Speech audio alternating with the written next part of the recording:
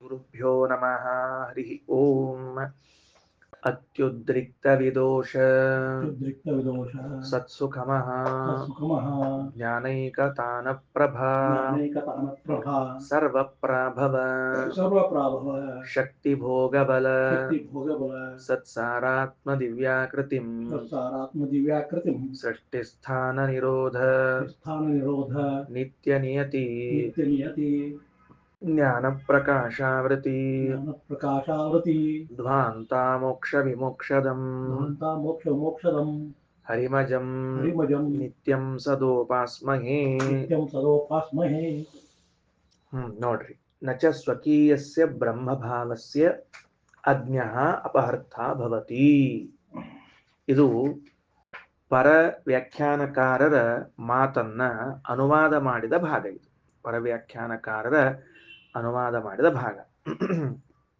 ಒಂದು ಅಂಶ ಸ್ವಲ್ಪ ಈ ವಾಕ್ಯಗಳನ್ನ ಬಿಟ್ಟು ಹೊರಗೆ ನಿಂತ್ಕೊಂಡು ಒಂದೆರಡು ಮಾತು ಹೇಳಿ ಒಳಗಡೆಗೆ ಬರ್ತಾ ಇದ್ದೀವಿ. ಏನಾಗ್ಯದ, ಹಿಂದಕ್ಕೆ ಒಂದು ಕಥೆಯನ್ನ ಕೇಳಿದ್ವಿ ನಾವು. ಅದಲ್ಲಿ ಏನ್ ಕೇಳಿತ್ತು ಅಂತಂದ್ರೆ, ಅದು ಈ ಕಳ್ಳನ ಕಥೆ ಏನೊಂದನ್ನು ಕೇಳಿದ್ವಿ ನಾವು. ಏನ್ ಕಳ್ಳನ ಕಥೆ ಕೇಳಿದ್ವಿ? ಆ ಕಳ್ಳನ ಕಥೆ ಇನ್ನೊಂದ್ಸಲ ಹೇಳ್ತೀನಿ, ಸ್ವಲ್ಪ ಸ್ಪಷ್ಟ ಆಗಲಿ ಅನ್ನೋದಕ್ಕೆ ಮತ್ತೊಮ್ಮೆ ಹೇಳ್ತಿದ್ದೀನಿ ಅಷ್ಟೇ. ನಿಮಗ ಹಿಂದಿನ ಪಾಠ ನೆನಪಿದ್ರೆ ಸಂತೋಷ, ಇಲ್ಲದೆ ಹೋದ್ರೂ ಇದ್ರ ಸ್ಮರಣೆ ಮಾಡಿಕೊಳ್ಳ್ರಿ. ಏನಾಗ್ತದ, ವಿಷಯಗಳು ಬಹಳ ಆದಾಗ ಸ್ವಲ್ಪ ಆ ಕಡೆ ಆಗ್ತಿರ್ತಾವ.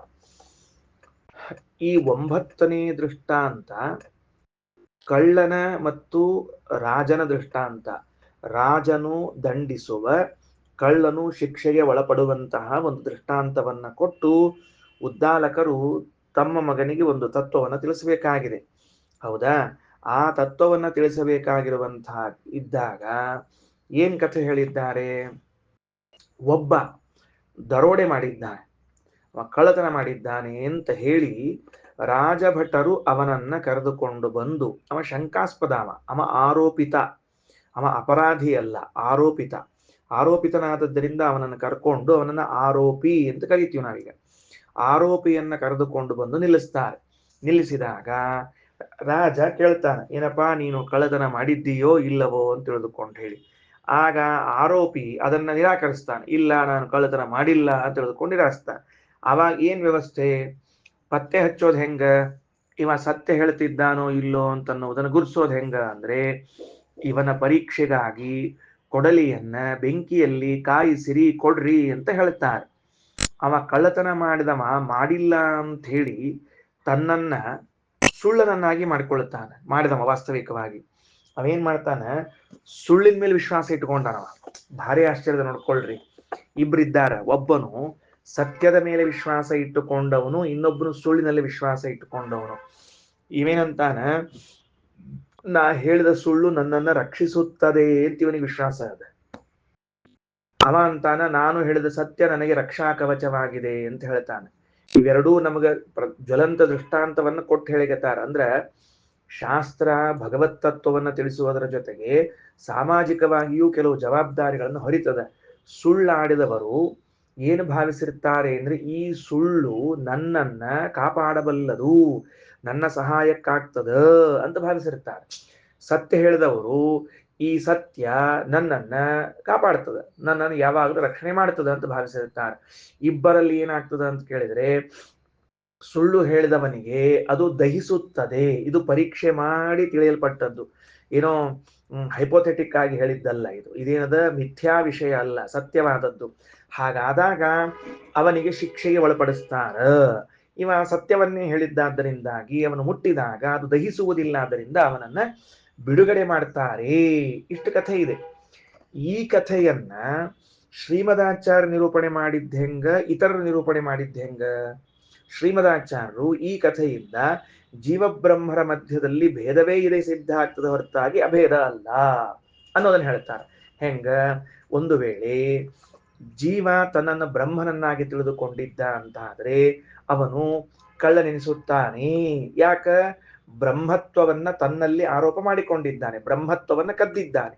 ಆದ್ರಿಂದ ಅವ ಕಳ್ಳ ಎನಿಸಿಕೊಳ್ಳುತ್ತಾನ, ಅವನಿಗೆ ಶಿಕ್ಷೆ ಆಗ್ತದ ಅಂತ ಶ್ರೀಮದಾಚಾರ್ಯ ಹೇಳಿ, ಇದರಿಂದ ನಮಗೇನ್ ತಿಳಿಸ್ಲಿಕ್ಕೆ ಹೊರಟದ? ಯಾವುದೇ ಕಾರಣಕ್ಕೂ ಕೂಡ ನಾವು ಪರಮಾತ್ಮನೆಂದು ಭಾವಿಸಬಾರದು. ಇಲ್ಲಿ ಕಳ್ಳತನ ಏನಾಗಿದೆ ಅನ್ನೋದನ್ನ ಮುಂದೆ ಇನ್ನೊಂದು ಸ್ವಲ್ಪ ಸ್ಪಷ್ಟಪಡಿಸ್ತಾರ, ಗೊತ್ತಾಗ್ತದೆ ನಮಗ ಅವಾಗ.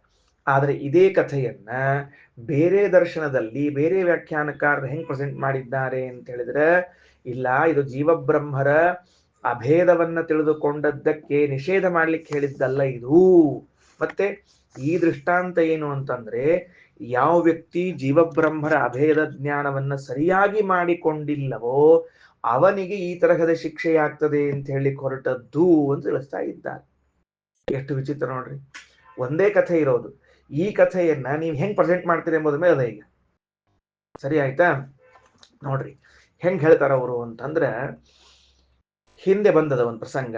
ಏನ್ ಪ್ರಸಂಗ ಬಂದದ ಅಂದ್ರ, ಮರಣ ಹೊಂದುತ್ತಾನ ಅಂತ ಇಟ್ಕೊಳ್ರಿ. ಯಾರು ಮರಣ ಹೊಂದುತ್ತಾರ? ಇಬ್ಬರಿದ್ದಾರೆ. ಒಬ್ಬರು ಜೀವಬ್ರಹ್ಮರ ಐಕ್ಯವನ್ನ ಸಾಕ್ಷಾತ್ಕಾರ ಮಾಡಿಕೊಂಡಿರುವಂತಹ ಬ್ರಹ್ಮಜ್ಞಾನಿ ಅಂತ ಕರೆಸ್ಕೋತಾರೆ, ಇನ್ನೊಬ್ಬ ಅಜ್ಞಾನಿ ಅಂತ ಕರೆಸಿಕೊಂಡಾರೆ. ಇಬ್ಬರ ಮರಣವೂ ಕೂಡ ಸಮಾನವಾಗಿದೆ. ಅಥ ಯದಾ ಅಸ್ಯ ವಾಂಗ್ ಮನಸಿ ಸಂಪದ್ಯತೆ ಮನಃ ಪ್ರಾಣೇ ಪ್ರಾಣಸ್ತೇಜಸಿ ಪ್ರಾಣಃ ಪರಸ್ಯಾಂ ದೇವತಾಯಾಂ ಅಥನ ಜಾನಾತಿ. ಏನಾಗ್ತದ? ಮರಣ ಹೊಂದುವ ಕಾಲದಲ್ಲಿ ವಾಗಾದಿಗಳು ಕ್ರಮೇಣ ವಾಕ್ ಮನಸ್ಸಿನಲ್ಲಿ, ಮನಸ್ಸು ಪ್ರಾಣನಲ್ಲಿ, ಪ್ರಾಣ ಪರಸ್ಯಾಂ ದೇವತಾಯ ಮಹಾಲಕ್ಷ್ಮಿಯಲ್ಲಿ, ಆ ಮಹಾಲಕ್ಷ್ಮಿ ಪರಮಾತ್ಮಲಯಗೊಳ್ತಾಳ ಅಂತ ಇದೇ ಕ್ರಮದಲ್ಲಿ ಬ್ರಹ್ಮಜ್ಞಾನಿ ಹಾಗೂ ಅಜ್ಞಾನಿ ಇಬ್ಬರೂ ತಿಳಿದುಕೊಂಡಿದ್ರು ಕೂಡ, ಅಂದ್ರೆ ಮರಣ ಆಗುವುದು ಸಮಾನವಾಗಿದ್ರೂ ಕೂಡ ಅಜ್ಞಾನಿಯು ಬ್ರಹ್ಮನನ್ನ ಹೊಂದಿಯೂ ಪುನಃ ಸಂಸಾರಕ್ಕೆ ಬರ್ತಾನೆ, ಜ್ಞಾನಿ ಮಾತ್ರ ಪುನಃ ಸಂಸಾರಕ್ಕೆ ಬರುವುದಿಲ್ಲ. ಇದು ಯಾರ್ದಿದು? ಬೇರೆ ವ್ಯಾಖ್ಯಾನಕಾರರ ಅನುವಾದ. ಅವರೇನು ಅನುವಾದ ಮಾಡಿ ಅವರೇನು ವ್ಯಾಖ್ಯಾನ ಮಾಡ್ಯಾರ ಅಂತ ಹೇಳಿ ಹೊರಟಿದ್ದೀರಿ. ಸರಿಯಾಗಿ ತಿಳ್ಕೊಳ್ರಿ. ಮರಣ ಹೊಂದುವಂತಹ ಜೀವ ಅವ ಇಬ್ರು ಇದ್ದಾರೆ, ಇಬ್ರು ಮರಣ ಹೊಂದಬೇಕಲ್ಲ. ಏನು ಅಪರೋಕ್ಷ ಜ್ಞಾನಿ ಮರಣ ಹೊಂದುವುದಿಲ್ಲ ಅಂತ ಹೇಳಿ ಬರುವುದಿಲ್ಲ, ಏನಿಲ್ಲ. ಅಜ್ಞಾನಿಗಳಷ್ಟ ಸಾಯ್ತಾರ, ಜ್ಞಾನಿಗಳೆಲ್ಲ ಸಾಯಂಗಿಲ್ಲ ಅಂತ ಅಲ್ಲಿಗೆ ಬರಂಗಿಲ್ಲ. ಅಂದ ಮೇಲೆ ಆ ಐಕ್ಯ ಜ್ಞಾನವನ್ನ ಮಾಡಿಕೊಂಡಿರುವಂತಹ ಬ್ರಹ್ಮಜ್ಞಾನಿಯೂ ಅದೇ ಕ್ರಮದಲ್ಲಿ ಮರಣ ಹೊಂತಾನೆ, ಅಜ್ಞಾನಿಯೂ ಅದೇ ಕ್ರಮದಲ್ಲಿ ಮರಣ ಹೊಂತಾನೆ. ಮರಣ ಹೊಂದ ಮೇಲೆ ಇಬ್ರು ಕೂಡ ಬ್ರಹ್ಮನನ್ನೇ ಹೊಂದಬೇಕು. ಸತ್ ಮೇಲೆ ಹೋಗ್ಬೇಕು, ಇಬ್ರು ದೇವರ ಕಡೆ ಹೋಗ್ಬೇಕಲ್ಲ. ಹೋದ್ರೂ ಕೂಡ ಒಬ್ಬ ಸಂಸಾರ ಚಕ್ರದಿಂದ ನಿವೃತ್ತನಾಗ್ತಾನೆ, ಇನ್ನೊಬ್ಬ ಸಂಸಾರ ಚಕ್ರದಲ್ಲಿ ಬರ್ತಾನ ಅಂತ ಕೇಳಿದ್ರೆ ಯಾಕ ಅಂತ ಕೇಳಿದ್ರೆ ಅದಕ್ಕೆ ಅವ್ರೇನು ಉತ್ತರ ಕೊಡ್ತಾರೆ ಗೊತ್ತಾ? ಏನಿಲ್ಲ, ಬ್ರಹ್ಮಜ್ಞಾನಿಯಾದವನು ವಾಸ್ತವದಲ್ಲಿ ತನ್ನ ಐಕ್ಯವನ್ನ ಬ್ರಹ್ಮೈಕ್ಯವನ್ನ ಸಾಕ್ಷಾತ್ಕಾರ ಮಾಡಿಕೊಂಡದ್ರಿಂದ ಅವನಿಗೆ ಪುನಃ ಸಂಸಾರ ಇಲ್ಲ. ಆದರೆ ಈ ಹುಚ್ಚ ತಾನು ಬ್ರಹ್ಮನ ಜೊತೆಗೆ ಅಭಿನ್ನನಾಗಿದ್ದೇನೆ ಅಂತ ತಿಳಿಯದೆ ಭೇದ ದೃಷ್ಟಿ ಉಳ್ಳವನಾದದ್ದರಿಂದಾಗಿ ಅಪರಾಧಿ ಅಂತ ಕರೆಸಿಕೊಳ್ಳುತ್ತಾನ. ಅಪರಾಧಿ ಅಂತ ಕರೆಸಿಕೊಳ್ಳುತ್ತಾನ. ಆದ್ದರಿಂದ ಸಾಯೋ ಹೊತ್ನೊಳಗ ಬ್ರಹ್ಮನನ್ನ ಹೊಂದಿದ್ರೂ ಸಹಿತೇಕ ಅವ ಏನಾಗಂಗಿಲ್ಲ, ಮುಕ್ತನಾಗುವುದಿಲ್ಲ, ಪುನಃ ಸಂಸಾರಕ್ಕೆ ಯಾಕೆ ಬರ್ತಾನ ಅಂದ್ರೆ ಅದಕ್ಕೆ ಅವಂಗೇನಾಗ್ತದ? ಭೇದ ದೃಷ್ಟಿ. ತಪ್ಪು ತಿಳ್ಕೊಂಡಿದ್ನಲ್ಲ, ಅದಕ್ಕ ಕಳ್ಳನನ್ನ ರಾಜನ ಹತ್ರ ಕರ್ಕೊಂಡು ಹೋಗಿ ಹೆಂಗ ಶಿಕ್ಷೆಗೆ ಗುರಿಯಾಗುವಂತೆ ಮಾಡ್ತಾರೋ ಹಂಗ ಅವನನ್ನು ಪುನಃ ಸಂಸಾರಕ್ಕೆ ತಂದು ಹಾಕ್ತಾರೋ ಅಂತ ವ್ಯಾಖ್ಯಾನ ಮಾಡ್ಯಾರ ಅವ್ರು. ನೆನಪಿಟ್ಕೊಳ್ರಿ, ಎಷ್ಟು ಚಂದ ವ್ಯಾಖ್ಯಾನ ಮಾಡ್ಯಾರ ನೋಡ್ರಿ ಅವರು. ಸದ್ಯಕ್ಕೆ ಕೇಳಿದ್ರೆ ಸತ್ಯ ಅನ್ಸಂಗಿಲ್ಲ. ಹೌದ್ರಿ, ಅವ ತಪ್ಪು ತಿಳ್ಕೊಂಡ, ಮತ್ತ ಆ ತಪ್ಪು ತಿಳ್ಕೊಂಡದಕ್ಕ ನೋಡ್ರಿ, ತಪ್ಪು ತಿಳ್ಕೊಂಡಕ್ಕೆ ಅವ್ನ ಸಂಸಾರ ಆಗ್ಯದ. ಹೆಂಗ ಅಂದ್ರೆ ದೃಷ್ಟಾಂತತ್ವೇನ ಕಳ್ಳ ತಪ್ಪು ಮಾಡಿದ್ದಕ್ಕೆ ಅವ್ನ್ ಜೈಲ್ ಹಾಕ್ತದೋ ಇಲ್ಲೋ? ನೋಡ್ರಿ ಅವ್ರು ಹೆಂಗ್ ಮಾಡ್ಬಿಟ್ರು ಅಂದ್ರ ಇಡೀ ದೃಷ್ಟಾಂತವನ್ನ ಮೆನಿಪುಲೇಟ್ ಮಾಡ್ಬಿಟ್ರ ಅದನ್ನ ಅವರು. ಚಂದ ಮಾಡಿದ್ರಲ್ಲ ಅವರು, ತಿರುಮುರು ಮಾಡ್ಬಿಟ್ರ ಅದನ್ನ ಪೂರ್ಣ. ನೋಡ್ರಿ, ಒಬ್ಬ ಕಳ್ಳ ಅವ ತಪ್ಪು ಮಾಡಿ ನಮ್ಗೆ ರಾಜ ಶಿಕ್ಷೆ ಕೊಡ್ತಾನಿಲ್ಲೋ, ಹಂಗ ಇವ ತಪ್ಪು ಮಾಡಿದ್ದಕ್ಕ ಶಿಕ್ಷೆ ಏನದು? ಸಂಸಾರಕ್ಕೆ ಬರದೆ ಶಿಕ್ಷೆ ಅದು ಅಂತ ಹೇಳಿ ಅದನ್ನ ತೇಲಿಸಿ ಹಾಕಿಬಿಟ್ರ ಅದನ್ನ. ಬಹಳ ಮಜಾ ಅದು. ಒಂದೇ ದೃಷ್ಟಾಂತವನ್ನ ಅದು ಎಷ್ಟು ಚಂದ ಹೇಳಿದ್ರು ಅಂದ್ರೆ, ಮರಣ ಹೊಂದಿ ಇಬ್ಬರೂ ದೇವರ ಬಳಿಗೆ ಹೋದರೂ ಕೂಡ ಒಬ್ಬನು ಸಂಸಾರದಿಂದ ಪಾರಾಗಿ ಹೋಗ್ತಾನೆ, ಇನ್ನೊಬ್ಬ ಸಂಸಾರಕ್ಕೆ ತಿರುಗಿ ಬರ್ತಾನೆ. ಯಾಕೆ ಅಂದ್ರೆ ಸಂಸಾರಕ್ಕೆ ತಿರುಗಿ ಬರುವುದು ಅನ್ನೋದು ಅವನಿಗೆ ವಿಧಿಸಿದ ಶಿಕ್ಷೆ. ಅದು ಹೇಗೆ ರಾಜನೊಬ್ಬ ಕಳ್ಳನಿಗೆ ವಿಧಿಸಿದ ಶಿಕ್ಷೆಯೋ ಹಂಗೆ ಇವನಿಗೆ ವಿಧಿಸಿದ ಶಿಕ್ಷೆ. ಯಾಕ ಅಂತ ಕೇಳಿದ್ರೆ ಅವ ಐಕ್ಯವನ್ನ ಸರಿಯಾಗಿ ತಿಳ್ಕೊಂಡಿಲ್ಲ. ಸುಳ್ಳ ಎಲಪಾಯ್ಕಿ ತಿಳ್ಕೊಳ್ಳೋದು, ನಾವು ಬೇರೆ ಬೇರೆ ಇದ್ದು ಬಿಟ್ರೆ ಅಂತ ಭೇದ ಜ್ಞಾನವನ್ನ ಮಾಡಿಕೊಂಡದ್ದಕ್ಕೆ ಹೀಗಾಗಿದೆ. ಅದನ್ನ ಈ ಅಂಶವನ್ನ ಶ್ರೀಮದಾಚಾರ್ಯರು ವಿಮರ್ಶೆಗೆ ಒಳಪಡಿಸ್ತಾರೆ. ಏನ್ ಒಳಪಡಿಸ್ತಾರ? ನಚ ಸ್ವಕೀಯಸ್ಯ ಬ್ರಹ್ಮಭಾವಸ್ಯ ಅಜ್ಞ ಅಪಹೃತ ಭವತಿ. ಅಲ್ರಿ, ದೃಷ್ಟಾಂತ ಕೊಡೋದಕ್ಕೂ ದಾಷ್ಟಾಂತಿಕಕ್ಕೂ ಒಂಚೂರು ವ್ಯತ್ಯಾಸ ಇರ್ತದೋ ಇಲ್ಲೋ? ಈಗ ನಾನು ಬ್ರಹ್ಮನಿದ್ದೇನೆ ಅಂತ ತಿಳ್ಕೊಳ್ರಿ. ಗಾಬರಿ ಆಗ್ಬೇಡ್ರಿ. ಅಂದ್ರೆ ನಾ ಇದ್ದೀನಿ ಅಂತ ಹೇಳಿದ ಕೂಡಲೇ ನಮ್ಮ ಆಚಾರ್ಯ ಯಾವಾಗಿಂದ ಬ್ರಹ್ಮ ಆಗ್ಲಿ ಕುತ್ಕೊಂಡ್ಬಿಟ್ರಪ್ಪ ಎಲ್ಲರ ಅಂತ ತಿಳ್ಕೊಂಡು ಹೇಳಿ ಅವೇನಾಗ್ತಾವ ಅಂದ್ರ ದ್ವೈತಿಗಳ ಬ್ರಹ್ಮ ಆದ್ರೆ ಅಡ್ಡಿ ಇಲ್ಲ, ಅದ್ವೈತಿಗಳ ಬ್ರಹ್ಮ ಆಗ್ಬಿಟ್ರೆ ನಿರ್ಗುಣ ನಿರಾಕಾರ ಆಗ್ಬಿಡ್ತೀನಿ ನಾನು. ಅದಕ್ಕೆ ಅದೊಂದು ಸಮಸ್ಯೆ. ಏನ್ರಿ ಶ್ರೀನಿವಾಸ್, ನೀವು ಯಾವ ಬ್ರಹ್ಮ, ಅದ್ವೈತಿಗಳ ಬ್ರಹ್ಮನೋ ದ್ವೈತಿಗಳ ಬ್ರಹ್ಮನೋ ಅಂತ ಕೇಳ್ಬೇಕಾಗ್ತದೆ ಆಮೇಲೆ. ಅದಕ್ಕ ಸ್ವಕೀಯಸ್ಯ ಅದಕ್ಕೆ ಆಚಾರ ವಾಕ್ಯ ಎಷ್ಟು ಚಂದದ ಅಂದ್ರೆ ಆ ವಾಕ್ಯದಲ್ಲಿ ನಚ ಅನ್ನೋದನ್ನ ಬಿಟ್ಬಿಡ್ರಿ. ನಚ ಬಿಟ್ಟು ಎಲ್ಲಿ ಅನ್ವಯ ಮಾಡ್ಕೋಬೇಕು ಅಂತ ಹೇಳ್ತೀನಿ ಮುಂದೆ. ಸ್ವಕೀಯಸ್ಯ ಬ್ರಹ್ಮಭಾವಸ್ಯ, ಸ್ವಕೀಯಸ್ಯ ಅಂದ್ರ ತನ್ನದೇ ಆದ, ಬ್ರಹ್ಮಭಾವಸ್ಯ, ಬ್ರಹ್ಮಭಾವ ಅಂದ್ರ ಬ್ರಹ್ಮತ್ವ, ಬ್ರಹ್ಮನಾಗಿರುವಿಕೆ, ತಾನೇ ಬ್ರಹ್ಮನಾಗಿದ್ದಾನೆ ಎನ್ನುವುದನ್ನ ಅಜ್ಞ ತಿಳಿದುಕೊಳ್ಳದೆ ಇದ್ದ ಮಾತ್ರಕ್ಕೆ ಅಪಹರ್ತ ಅವನನ್ನ ಕಳ್ಳ ಅಂತ ಯಾರಾದ್ರೂ ಕರೀತಾರ? ನ ಭವತಿ. ಕಳ್ಳ ಹೆಂಗಾಗ್ತಾನವ? ಈಗ ನಾನು ಬ್ರಹ್ಮನಿದ್ದೇನೆ, ಆದ್ರೆ ನನ್ನನ್ನು ನಾನು ಬ್ರಹ್ಮ ಅಂತ ತಿಳ್ಕೊಂಡಿಲ್ಲ ಅಂದ ಮಾತ್ರಕ್ಕ ನನ್ನನ್ನು ಕಳ್ಳ ಅಂತ ಯಾಕೆ ಕರಿಬೇಕು? ಏನ್ ಸಂಬಂಧದ ಇದಕ್ಕ? ದೃಷ್ಟಾಂತ ಏನ್ ಕೊಟ್ಟಿರಿ? ಕಳ್ಳನಂತೆ ಶಿಕ್ಷೆಗೆ ಒಳಪಡಿಸ್ತಾನ ಅಂದ್ರೆ ದಾಷ್ಟಾಂತಿಕದಲ್ಲೂ ಅಂಥದ್ದೇ ಬಂದಿರ್ಬೇಕಲ್ಲ. ದೃಷ್ಟಾಂತ ದಾಷ್ಟಾಂತಿಕದಲ್ಲಿ ಸರ್ವಸಾಮ್ಯ ಇರೋದು ಬೇಕಾಗಿಲ್ಲ, ಕೊನೆ ಪಕ್ಷ ವಿಷಯವಾದ್ರೂ ಬಂದಿರ್ಬೇಕಲ್ಲ.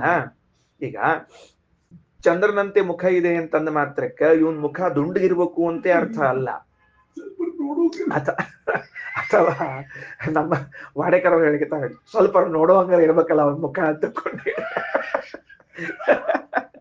ಅದಕ್ಕೆ ಏನಂತಾರ, ಚಂದ್ರನಂತೆ ಮುಖವಿದೆ ಅಂತ ಹೇಳಿದಾಗ ವಾಸ್ತವದಲ್ಲಿ ಇವನ ಮುಖ ದುಂಡಗಿರಬೇಕು ಅಥವಾ ಅದು ಇನ್ನೊಂದು ಹಂಗಲ್ಲ. ಚಂದ್ರನನ್ನ ನೋಡಿದ್ರೆ ಹೇಗೆ ಸಂತೋಷವಾಗುತ್ತದೆಯೋ ಹಾಗೆ ಇವನ ಮುಖವನ್ನು ನೋಡಿದಾಗ ಸಂತೋಷ ಆಗುತ್ತದೆ ಅಂತ ಇಷ್ಟಂಶ ಆದ್ರೂ ಸಾಮ್ಯ ಇರಬೇಕೋ ಬೇಡವೋ? ಹಾಗಿದ್ರೆ ತಾನೇ ಬ್ರಹ್ಮನಾಗಿದ್ದವನು ತನ್ನನ್ನ ಬ್ರಹ್ಮ ಅಂತ ತಿಳಿದುಕೊಳ್ಳದೆ ಇದ್ದ ಮಾತ್ರಕ್ಕೆ ಕಳ್ಳ ಯಾಕಾಗ್ಬೇಕು? ಕಳ್ಳ ಏನ್ ಮಾಡ್ತಾನೆ ಅಂದ್ರೆ ಇನ್ನೊಬ್ಬರ ಸಂಪತ್ತನ್ನ ಅವ್ರು ನೋಡ್ತಾ ಇರುವಾಗಲೇನೆ ಕೊಳ್ಳೆ ಹೊಡೆದ್ರೆ ದರೋಡೆಕೋರ ಆಗ್ತಾನೆ, ಗೊತ್ತಿಲ್ಲದೆ ಇದ್ದಾಗ ಕೊಳ್ಳೆ ಹೊಡೆದ್ರೆ ಕಳ್ಳನಾಗ್ತಾನೆ. ಏನ್ ಸಂಬಂಧದ ಅದಕ್ಕ? ಅಂದ್ರೆ ಉದ್ದಾಲಕರು ಅಷ್ಟು ಇರಲೆವೆಂಟ್ ಆಗಿರುವಂತಹ ದೃಷ್ಟಾಂತವನ್ನ ಕೊಟ್ಟರೆ, ಶ್ರೀಮದಾಚಾರ್ಯ ಪ್ರಶ್ನೆ ಅದು, ಅಷ್ಟು ಅಸಮಂಜಸವಾದ ದೃಷ್ಟಾಂತವನ್ನ ಹೆಂಗ್ ಕೊಟ್ರು? ಹಾಗಾದ್ರೆ ಅಪಹರ್ತ ಅಂತ ಯಾವಾಗ ಕರ್ಷೋತಾನ? ತನ್ನದೇ ಆಗಿದ್ದನ್ನ, ನನ್ನ ಮನೆ ಆಗಿದ್ದ ವಸ್ತುವನ್ನ ನಾನು ಬಡ ಬಡ ತೆಕ್ಕೊಂಡೆಪ್ಪ, ಕಳ್ಳೆನ್ನ ಅಲ್ಲ. ನನ್ನ ಮನೆ ಆಗಿದ್ದ ವಸ್ತು ತಗೊಂಡ್ರೆ ನಾ ಹೆಂಗ್ ಕಳ್ಳ ಆಗ್ತೀನಿ? ಕಳ್ಳ ಯಾವಾಗ ಆಗ್ತದಂದ್ರೆ ಮಂದಿ ಮನಿ ಗಿಡದೊಳಗೆ ಬೆಳೆದ ಹೂವನ್ನ ನಮ್ಮ ಮನಿ ಗಿಡದ ಕಂಪೌಂಡ್ನಾಗ ಬಂದಿತ್ತು ಅಂದ್ರೆ ಅದನ್ನ ಭಕ್ತಿಯಿಂದ ಶ್ರದ್ಧಾದಿಂದ ತೆಗೆದುಕೊಂಡು ಬಂದು ದೇವರಿಗೆ ಏರಿಸಿದ್ರೆ ಆಗ ಕಳ್ಳ ಆಗ್ತೀನಿ ನಾನು. ಶ್ರದ್ಧಾ ಭಕ್ತಿಗಳಿಂದ ಹೂ ತೆಗಿತಾನ್ರಿ ಅವೇನಂತಾನ, ನಾ ಕಳ್ತನ ಮಾಡ್ಲಿಕ್ಕತ್ತಿಲ್ರಿ, ಆ ಗಿಡ ತಾನಾಗಿಯೇ ನನ್ನ ಮನೆ ಅಂಗಳದಲ್ಲಿ ಕೈ ಚಾಚಿದೆ, ಕೈ ಚಾಚಿ ಹೇಳಿಕತ್ತದೆ ವಾಸಿಷ್ಠ ಕೃಷ್ಣ ತಗೋ ಅಂತ ಹೇಳಿ ಆ ಹೂವನ್ನ ಕಿತ್ತಿಕೊಂಡು ಬಂದಿಟ್ರೆ ಕಳ್ಳ ಹಾಗಾಗ್ತೀರಿ ಅಂತ. ಎಷ್ಟು ಸೂಕ್ಷ್ಮದ ಧರ್ಮ ಅಂದ್ರೆ ನನ್ನ ಮನೆಯೊಳಗದ ಕೈ ಚಾಚಿ ಹೂ ಬಿಟ್ಟಿರ್ಲಿ, ಮುಟ್ಟಬಾರ್ದಲ್ಲ, ನೋಡಬಾರ್ದದನ್ನ ಕಣ್ಣೆತ್ತಿ ಕೂಡ ನೋಡ್ಬಾರ್ದು. ಆಗದು ನಿಜವಾಗಿ ಆ ಮನುಷ್ಯ ಅಂತ ಕರ್ಸ್ಕೊತಾನೆ. ಅದಕ್ಕೆ ಆಚಾರ್ಯರಂದ್ರು ಸ್ವಕೀಯಸ್ಯ ಬ್ರಹ್ಮಭಾವಸ್ಯ, ತಾನೇ ಬ್ರಹ್ಮನಾಗಿ ಬಿಟ್ಟಿದ್ದರೆ ಅದನ್ನ ಅಜ್ಞ ತಿಳಿಯದೇ ಇದ್ದ ಮಾತ್ರಕ್ಕೆ ಅಪಹರ್ತ ಕಥಂ, ಕಳ್ಳ ಅಂತ ಹೆಂಗಾಯ್ತು? ನೀವೇನ್ ದೃಷ್ಟಾಂತ ಕೊಟ್ಟಿದ್ರಿ? ಆ ಹುಚ್ಚ ತನ್ನನೇ ತಾನು ಬ್ರಹ್ಮ ಅಂತ ತಿಳ್ಕೊಂಡಿರ್ಲಿಲ್ಲ, ಆ ತಪ್ಪಿಗೆ ಅದಕ್ಕೆ ಮತ್ತೆ ಸಂಸಾರಕ್ಕೆ ಹಾಕಿದ್ರು ಅಂತ ತಿಳ್ಕೊಂಡು, ಮತ್ತೆ ತಾ ಬ್ರಹ್ಮ ಇದ್ರೆ ತಿಳ್ಕೊಳ್ಳದೆ ಇದ್ರೆ ದೋಷ ಏನದ ಅದಕ್ಕೀಗ? ಕಿಂತು ಹಂಗ ಉಲ್ಟಾ ಏನಾಗ್ತದೆ ಅಂದ್ರೆ ಅವಿದ್ಯಮಾನ ಬ್ರಹ್ಮಭಾವ ಅಭಿಮಂತೈವ ಅಪಹರ್ತ, ತಾನು ಬ್ರಹ್ಮನಾಗದೆ ಇದ್ದರೆ ತನ್ನನ್ನ ಬ್ರಹ್ಮ ಅಂತ ತಿಳಿದುಕೊಂಡರೆ ಮಾತ್ರ ಆಗ ಅದು ಚೌರ್ಯ. ಬ್ರಹ್ಮ ಇಲ್ಲ ಆದ್ರೂ ಬ್ರಹ್ಮ ಅಂತ ತಿಳ್ಕೊಂಡ, ಅವಾಗ ಏನ್ ಅನ್ಬೇಕು? ಅದಕ್ಕೆ ಕಳ್ಳ ಅನ್ಬೇಕು ಅವಂಗ. ಯಾಕ? ನೀ ಇಲ್ಲದೆ ಇದ್ದವನನ್ನ ನೀನು ಅಂತ ಯಾಕೆ ತಿಳ್ಕೊಂಡಿಪ್ಪ ನೀನು? ತಪ್ಪಲ್ವೋ? ಲೋಕದಲ್ಲಿ ಒಂದು ದೃಷ್ಟಾಂತ ಇಟ್ಕೊಳ್ರಿ. ಲೋಕದಲ್ಲಿ ಯಾರಿಗೆ ಸೇರದೇ ಇದ್ದ ವಸ್ತು ಇದೆಯೋ ಅದು ಅವನಿಗೆ ಸೇರಿದ್ದು ಅಂತ ಮನಸ್ಸಿನಲ್ಲಿ ಎಂದುಕೊಂಡ್ರೂ ಕೂಡ ಅದು ಅಪರಾಧ ಹೌದೋ ಅಲ್ಲೋ? ಮಾನಸಿಕ ದೋಷ ಹೌದೋ ಅಲ್ಲೋ? ಈಗ ಉದಾಹರಣೆಗೆ ಒಂದು ಇಟ್ಕೋಣಂತ, ಯಾರೋ ಒಬ್ಬ ಸುಂದರಿ ಸ್ತ್ರೀ ಇದ್ದಾಳೆ, ಲಘು ತಿಳಿದಂಬುದಕ್ಕೆ ಹೇಳಿಕತ್ತೀನಿ ನಾನು. ಸುಂದರವಾದ ಸ್ತ್ರೀ ಇದ್ದಾಳೆ, ಲಘು ತಿಳಿಯೋದು ಯಾಕಂದ್ರೆ ದಿವಸ ಅಡ್ಡಾಡೋ ಕಾಲಕ್ಕೆ ಕಾಣಿಸ್ತಿರ್ತಾವ, ಅದಕ್ಕೆ ಹೇಳಿದ್ದವನ್ನ. ಅದು ಇನ್ಯಾರದ್ದೋ ಪತ್ನಿ ಇದ್ದಾಳೆ, ಇವನು ಮನಸ್ಸಿನಲ್ಲಾದ್ರೂ ಇವಳು ನನ್ನ ಹೆಂಡತಿಯಾಗಿದ್ದರೆ ಅಂತ ಅಂದುಕೊಂಡ್ರೂ ಕೂಡ ಮಾನಸಿಕ ದೋಷ ಅದು. ಅವೇನ್ ಪಾಪ ಅವೇನ್ ಲಗ್ನ ಮಾಡ್ಕೊಂಡಿಲ್ಲ, ಆಗಿದ್ದರೆ ಅಂದುಕೊಂಡ್ರೂ ಕೂಡ ಮಾನಸಿಕ ವ್ಯಭಿಚಾರ ದೋಷ ಅಂತ ಹೇಳೋ ಕಾಲದಲ್ಲಿ ಬ್ರಹ್ಮನೇ ಆಗದೆ ಇರುವಂಥವನ್ ನಾನೇ ಬ್ರಹ್ಮನಾಗಿದ್ದರೆ ಏನ್ ಕಥೆ ಮತ್ತೆ ಆಯ್ತು, ಚೌರ್ಯ ಬಂತು ಇಲ್ಲಿ. ಆಚಾರ ಅಂತಾರೆ ಇದು ಧರ್ಮಶಾಸ್ತ್ರದ ಪ್ರಕಾರವೂ ಹೊಂದಲ್ಪಡ್ತದ. ಸೂಕ್ಷ್ಮದ ನೋಡ್ಕೊಳ್ರಿ. ಕಿಂತು ಅವಿದ್ಯಮಾನ ಬ್ರಹ್ಮಭಾವ, ತನ್ನಲ್ಲಿ ಇಲ್ಲದೇ ಇರುವಂತಹ ಬ್ರಹ್ಮಭಾವವನ್ನ ಅಭಿಮಂತ, ನಾನು ಬ್ರಹ್ಮ ಅಂತ ಅನ್ನುಕೊಳ್ಳುವುದಾದ್ರೆ ಅಪಹರ್ತ. ಅಪಹರ್ತ ನಹಿ ಸ್ವಕೀಯ ವಿತ್ಯ ಪರಿತ್ಯಾಗಿ ಅಪಹರ್ತ ಭವತಿ. ಯಾರೋ ತನ್ನದೇ ಆದ ದುಡ್ಡನ್ನ ತ್ಯಾಗ ಮಾಡಿದ ಮಾತ್ರಕ್ಕೆ ಅವ ಕಳ್ಳ ಅಂತಾರ. ತನ್ನ ದುಡ್ಡು ಇತ್ತು, ಕಿಶದಾಗಿನ ಜಾರಿ ಬಿದ್ದು ಹೋತ್ರಪ್ಪ, ಕಳ್ಳ ಕಳ್ಳ ಕಳ್ಳ. ಕಳ್ಳ ಯಾಕೆ ಕಳ್ಳ ಯಾಕ ಸುಳ್ಳು ಕಳ್ಳ ಯಾಕಮ್ಮ? ಬಿಟ್ರಿ ಅಂತ ಬಿಟ್ಟದ ಕಳ್ತನ ಅಂತಾರ ಯಾರ? ಕಿಂತು ಪರಸ್ವ ಅಪಹರ್ತ ಇವ. ಬಿದ್ದ ದುಡ್ಡನ್ನ ಇನ್ನೊಬ್ಬರದನ್ನ ಇವ ತಗೊಂಡ್ರ ಆಗ ಅಪಹರ್ತ ಅವ. ತನ್ನ ಬ್ರಹ್ಮತ್ವವನ್ನ ತ್ಯಾಗ ಮಾಡಿದ್ರೆ, ತನ್ನ ಜೋಬಲ್ಲಿ ಇದ್ದ ದುಡ್ಡು ಬಿದ್ರೆ ಅದಕ್ಕೆ ಯಾಕೆ ಕಳ್ಳ ಅನ್ಬೇಕು? ಉಲ್ಟಾ ಇನ್ನೊಬ್ಬರ ಬ್ರಹ್ಮತ್ವವನ್ನ ತೆಗೆದುಕೊಂಡ್ರೆ, ಇನ್ನೊಬ್ಬರ ಹಣಕಾಸನ್ನ ತೆಗೆದುಕೊಂಡ್ರೆ ಆಗ ಅವ ಕಳ್ಳ ಅಂತ ಕರ್ಸ್ಕೊತಾರೆ. ಎಷ್ಟು ವಿಮರ್ಶೆಗೆ ಒಳಪಡ್ತಾರೆ ಶ್ರೀಮದಾಚಾರ್ಯ ಒಳಪಡಿಸ್ತಾರೆ ಅಂದ್ರೆ ತರಾತುರಿ ತರ್ತಾರೆ, ಅದಕ್ಕೆ ಪೂರ್ಣ ಬಿಸಿ ಹಚ್ತಾರೆ ಅವ್ರದಕ್ಕೆ. ತಸ್ಮಾತ್ ಅವಿದ್ಯಮಾನ ಬ್ರಹ್ಮಭಾವ ಅಭಿಮಂತೈವ, ತನ್ನಲ್ಲಿ ಇಲ್ಲದೇ ಇರುವಂತಹ ಬ್ರಹ್ಮದೃಷ್ಟಿಯನ್ನೇ ತಾನು ಪಡೆದುಕೊಂಡ್ರೆ ಅಪಹಾರ್ಷೀತ್ ಸ್ಥೇಯಮಕಾರ್ಷೀತ್ ಇತಿ ದೃಷ್ಟಾಂತ ಪೂರ್ವಕ ಮುಚ್ಚತೆ. ಆದ್ರಿಂದಲೇನೆ ಅವ ಹಗಲ್ ದರೋಡೆ, ಹಗಲ್ ಕಳ್ಳ, ರಾತ್ರಿ ಕಳ್ಳ. ಹಗಲ್ ಕಳ್ಳ ರಾತ್ರಿ ಕಳ್ಳ ಅಂತಂದ್ರೆ ಶಬ್ದ ಎಷ್ಟು ಚಂದ ನೋಡ್ರಿ. ಹಗಲ್ ಕಳ್ಳ ಅಂದ್ರೆ ದರೋಡೆ ಎಲ್ಲಾರಿರೋ ಕಾಲಕ್ಕ ಬಂದು ತಲೆ ಹೊಡೆದು ತಗೊಂಡು ಹೋದ, ಅಂದ್ರೆ ರಾತ್ರಿ ಕಳ್ಳ ಅಂದ್ರೆ ಗೊತ್ತಿಲ್ಲದಾಗ ತಗೊಂಡು ಹೋಗುದು ಅಂತ ಅರ್ಥ. ಅದರಿಂದ ಶ್ರೀಮದಾಚಾರ್ಯರಂತಾರೆ, ನೀವು ವ್ಯಾಖ್ಯಾನಿಸಿದ್ದು ಮೂಲಕ್ಕೆ ಸ್ಫೂರ್ತಿ ಕೊಡುವುದಿಲ್ಲ, ಉದ್ದಾಲಕರ ಅಭಿಪ್ರೇತ ಸಿದ್ಧ ಆಗುವುದಿಲ್ಲ. ಉದ್ದಾಲಕರು ಹೇಳಿದಂತೆ ಕಳ್ಳನ ದೃಷ್ಟಾಂತ ಸಮಂಜಸವಾಗಬೇಕಾಗಿದ್ರೆ ಅಭೇದ ಜ್ಞಾನಿಯನ್ನೇ ಕಳ್ಳ ಅನ್ನಬೇಕು, ಭೇದ ಜ್ಞಾನಿಯನ್ನ ಕಳ್ಳ ಅನ್ನಬಾರದು ಅಂತ ವ್ಯಾಖ್ಯಾನವನ್ನು ಮಾಡ್ತಾರೆ. ತನ್ನ ಬ್ರಹ್ಮಭಾವ ಅಲ್ಲದೆ ಇದ್ದದನ್ನ ತನ್ನ ಬ್ರಹ್ಮಭಾವ ಅಂತ ತಿಳ್ಕೊಂಡ್ ಅದ್ ಹೆಂಗ್ ದೋಷ ಆಗ್ತದ ಎಂಬುದನ್ನು ಮುಂದಿನ ವಾಕ್ಯಗಳಲ್ಲಿ ನೋಡಪ್ಪ. ಬ್ರಹ್ಮ ಅಂದ್ರೆ ಏನು, ಬ್ರಹ್ಮ ಸ್ವಭಾವ ಅಂದ್ರೆ ಏನು, ಏನ್ ಆಚಾರ್ಯರ ವ್ಯಾಖ್ಯಾನ. ದೇವರು ಅನ್ನೋ ಪ್ರಸಂಗ ಬಂತು ಅಂದ್ರೆ ನಮ್ಮ ಆಚಾರ್ಯರ ಮೈ ರೋಮಾಂಚನ ಆಗಿ ನಿಂತ್ಕೊಂಡ್ಬಿಡುತ್ತೆ.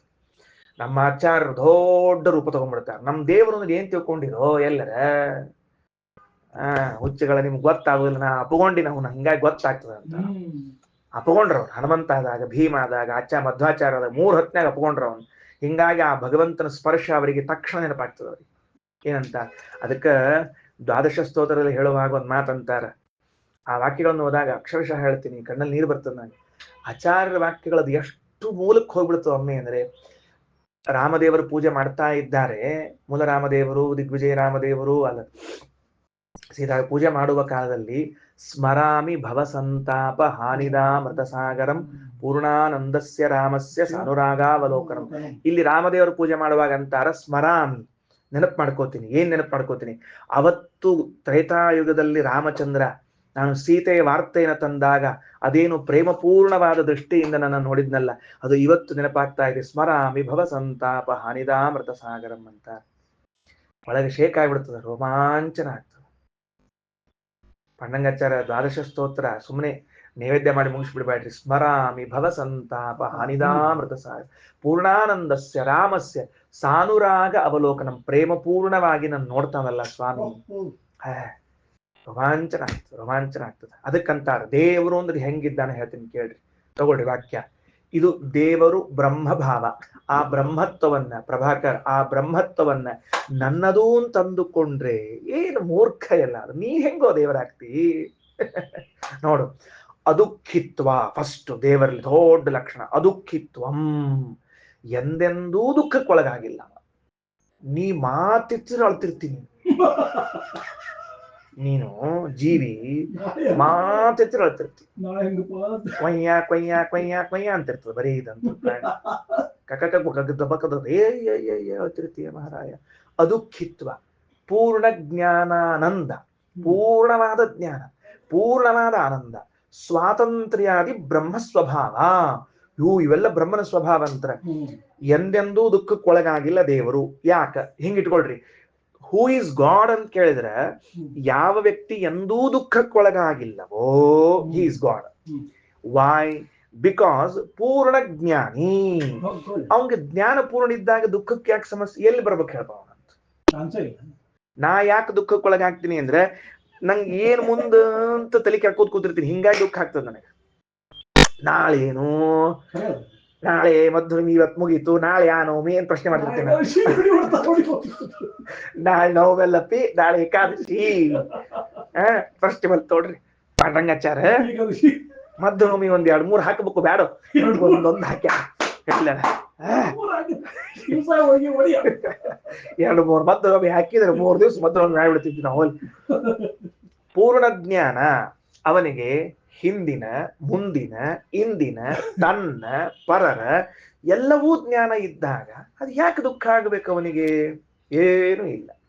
ಒಂದು ಸುಮ್ಮನೆ ದೃಷ್ಟಾಂತ ಹೇಳ್ತೇನೆ. ಮೊನ್ನೆ ಮಹಾಭಾರತ ತಾತ್ಪರ್ಯ ಪ್ರವಚನ ಹೇಳ್ತಾ ಇದ್ದೆ, ಎಂಬುದಕ್ಕೆ ನೆನಪಾಯಿತು.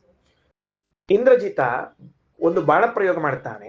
ಆ ಇಂದ್ರಜಿತ್ ಬಾಣ ಪ್ರಯೋಗ ಮಾಡಿದಾಗ ಸ್ವಂತ ತಮ್ಮನೆನಿಸಿದ ಲಕ್ಷ್ಮಣ ಹಾಗೂ ಜಾಂಬುವಂತ, ಅಂಗದ, ಸುಗ್ರೀವ ಮೊದಲಾದವರೆಲ್ಲರೂ ಆ ಲಂಕಾಪಟ್ಟಣದ ಯುದ್ಧ ಭೂಮಿಯಲ್ಲಿ ಒಷ್ಟ್ರು ಮೂರ್ಛೆಗೆ ಬೀಳುತ್ತಾರೆ. ಲಕ್ಷ್ಮಣ ಬಿದ್ದಂತೆ ತೋರಿಸಿಕೊಳ್ತಾನೆ. ಅದು ನಾಗಪಾಶ ಬಂದು ಕತ್ಕೊಳ್ತದೆ. ಬಂದಾಗ ಯಾರು ಬಿಚ್ಚಬೇಕು, ಯಾರು ಬಿಡಿಸ್ಬೇಕು ಅಂತ ಪ್ರಶ್ನೆ.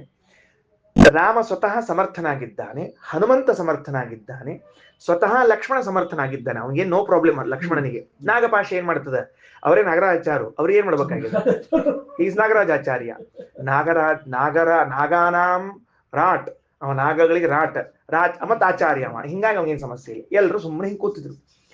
ಈ ಉಳಿದವ್ರಿಗೆಲ್ಲ ಗಾಬರಿ. ಏನ್ರಿ ಇವ ರಾಮ ಸಮರ್ಥ ಇದ್ದಾನ, ಇವ ಮಾಡಲ್ಲ. ಅವ ಹಣಮಪ್ಪ ಒಂದ್ಸರ್ತಿ ಹಿಂಗ್ ನೋಡಿದ್ರೆ ಓಡಿ ಹೋಗ್ತಾ ಮಾಡೋದು. ಲಕ್ಷ್ಮಣ ಸಮರ್ಥ ಸುಮ್ ಕೂತಾರ. ಯಾಕೆ ಇಷ್ಟು ಮಂದಿ ಸಮರ್ಥರು ಸುಮ್ ಕೂತಿದ್ರು ಅಂದ್ರೆ ದೇವರ ಏನ್ ಮಾಡಿದ? ನಂದಲ್ಲ ಕೆಲಸ ಅಂದ. ಯಾಕ? ಗರುಡನಿಗೆ ಮಾತು ಕೊಟ್ಟಿದ್ದಂತೆ ರಾಮಚಂದ್ರ. ಏನಂತ? ನಿನಗೆ ಭೂಮಿಯಲ್ಲಿ ಅವತಾರ ಇಲ್ಲ, ಅವತಾರ ಇಲ್ಲ ಅನ್ನೋದಕ್ಕೆ ಸೇವಾ ಇಲ್ಲ ಅಂತ ಬೇಜಾರು ಮಾಡ್ಕೋಬೇಡ. ಈ ತಾರೀಕಿಗೆ, ಈ ಡೇಟಿಗೆ, ಇಷ್ಟೊತ್ತಿಗೆ ನೀನ್ ಇಲ್ಲಿಗೆ ಬರ್ತಕ್ಕದ್ದು ಅಂತ ಇಷ್ಟ ಹೇಳ್ಬಿಟ್ಟಿದ್ನಂತೆ. ಯಾವಾಗ? ರಾಮಾವತಾರ ಪೂರ್ವದಲ್ಲಿ.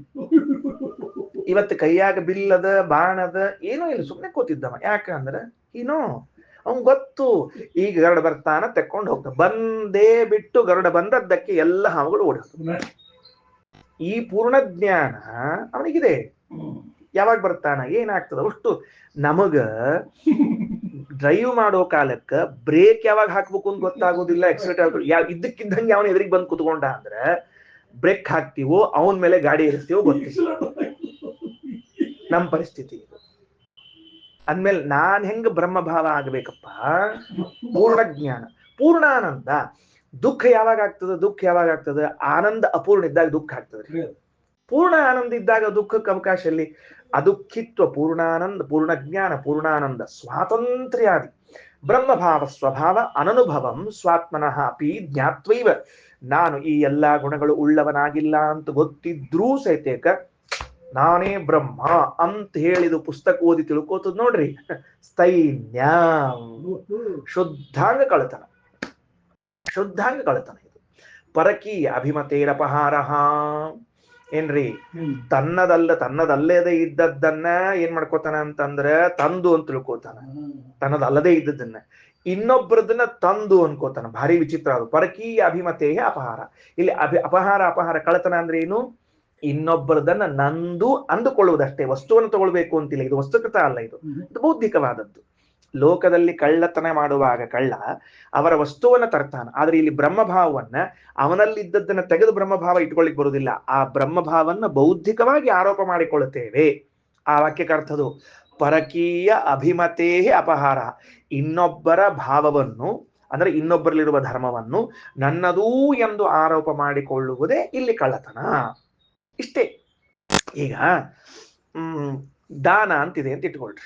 ದಾನ ಅಂತ ಆದರೆ ಭಾವನಾತ್ಮಕವಾಗಿ ಹೆಂಗ್ ವ್ಯವಹಾರ ಇರ್ತದ ಶಾಸ್ತ್ರದೊಳಗ ಅಂತ ತಿಳಿಸ್ಲಿಕ್ಕೆ ಹೊರಟಿದ್ದೀನಿ. ದಾನ ಅಂತದ ಅಂತ ಇಟ್ಕೊಳ್ರಿ. ದಾನ ಅಂದ್ರೆ ಏನು ಅಂದ್ರೆ, ನಾನೊಂದು ವಸ್ತುವನ್ನ ಕೊಟ್ಟೆ, ನನ್ನ ಕೈಯಲ್ಲಿದ್ದ ಒಂದು ಹಣ್ಣನ್ನ ನಿಮ್ಮ ಕೈಯಲ್ಲಿ ಕೊಟ್ಟು ಕೃಷ್ಣಾರ್ಪಣ ಅಂತ ಹೇಳಿದೆ ಅಂತ ಇಟ್ಕೊಳ್ರಿ. ಇದು ದಾನವಾಯಿತೋ ಅಂತ ಪ್ರಶ್ನೆ ಬಂದ್ರೆ ಅಲ್ಲ ಅಂತದ ಶಾಸ್ತ್ರ. ಯಾಕ ನೋಡ್ರಿ, ಒಂದ್ ಮಜಾ ಹೇಳ್ತೀನಿ. ದಾನ ಕೊಟ್ಟೆ, ಒಂದ್ 10 ನಿಮಿಷ ಬಿಟ್ಟು ಕೇಳಿದೆ, ನಾ ಕೊಟ್ಟ ಹಣ್ಣು ತಿಂದ್ರೇನು ಅಂತ ಕೇಳಿದೆ ಅಂತ ಇಟ್ಕೊಳ್ರಿ. ನಾ ಕೊಟ್ಟ ಹಣ್ಣು ತಿಂದ್ರೇನ ಆಚಾರ ಅಥವಾ ಆನಂದ್ ಅವರ, ಶ್ರೀನಿವಾಸ್ ಅವ್ರು ತಿಂದ್ರೇನು ಅಂತ ಕೇಳಿದ್ರೆ ನೀ ದಾನ ಕೊಟ್ಟಿಲ್ಲ ಅಂತ ಅರ್ಥ. ಯಾಕೆ? ನಾ ಕೊಟ್ಟ ಹಣ್ಣು ಅಂತ ಇನ್ನೂ ಅಭಿಮಾನ ಉಳ್ಕೊಂಡದ್ದಕ್ಕ ನೀ ಕೊಟ್ಟಂತೇನಾಯಿತು? ದಾನ ಕೊಟ್ಟಿಲ್ಲ. ಹಾಗಾದ್ರೆ ದಾನ ಕೊಡುವುದು ಅಂದ್ರೆ ಸ್ವಸ್ವತ್ವ ಪರಿತ್ಯಾಗ ಪೂರ್ವಕ ಪರಸ್ವತ್ವ ಅಪಾದನಂ. ಇನ್ನು ಮುಂದೆ ಈ ಹಣ್ಣು ನನ್ನದಲ್ಲ, ಅವನದ್ದು ಎಂದು ಅಭಿಮಾನ ತ್ಯಾಗಪೂರ್ವಕವಾಗಿ ಇನ್ನೊಬ್ಬರ ಅಭಿಮಾನಕ್ಕೆ ಒಳಪಡಿಸುವುದೇ ದಾನ ಅಂತ ಕರ್ಸ್ಕೋತದೆ. ಹೌದಾ? ಹಾಗಾದ್ರೆ ಪರಕೀಯ ಅಭಿಮತೆ, ಇನ್ನೊಬ್ಬರ ಸ್ವಾಮಿತ್ವದಲ್ಲಿರುವಂತಹ ಬ್ರಹ್ಮಭಾವವನ್ನ ನನ್ನದೂ ಎಂದು ತಿಳಿದುಕೊಳ್ಳುವುದೇನಾಗ್ತದೆ? ಮತ್ತದಕ್ಕೆ ಕಳತನ ಅಂತ ಕರ್ಸ್ಕೋತದೆ.